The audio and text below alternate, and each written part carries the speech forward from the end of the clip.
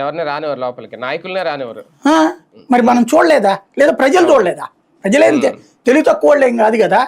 Road party ఏంటి, pilot ఏంటి, ఆ కాన్వాయ్ ఏంటి, ఇదంతా తెలుసు కదా. అప్పుడు కాన్వాయ్ లో జరిగినప్పుడు ఎవరికి బాధ్యత అవుతుంది?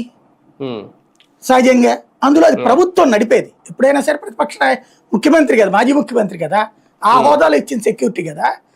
దాని ప్రకారం ప్రభుత్వం నడపాలి. ప్రభుత్వం నడిపేటటువంటి వాహనం అవుతుంది. అప్పుడు జగన్ మీద కేసు ఎట్లా పెట్టారన్నది ఇక్కడ కీ పాయింట్ అవుతుంది. మనం అతని కారు కిందే పడి ఉంటే అతన్ని బయటికి తీసి హాస్పిటల్కి పంపించే బాధ్యత తీసుకోకపోవడం అనేటటువంటిది మానవత్వ లోపం, మానవతా తప్పిదం అని మనం మాట్లాడుకున్నాం మొన్ననే. ఆ రోజునే చెప్పాను నేను అది. ఖచ్చితంగా అది కనుక తెలిసి చేస్తే తప్పే అన్నటువంటి. తెలిసి చేశారా లేదా అనేటటువంటిది ఇక్కడ పాయింట్ స్పష్టత రావట్లేదు. ఎందుకంటే అదే జరుగుంటే అసలు ఆ రోజునే వీడియో బయటకు వచ్చేది. ఏది తెలిసి జరుగుంటే మీడియా అంతా ఉంది కదా, ప్లస్ అయ్యేది 3-4 రోజుల తర్వాత బయటికి రావడం అన్నటువంటిది. అది కూడా ఎవరిచ్చారో కూడా తెలియలే బేసిక్ గా.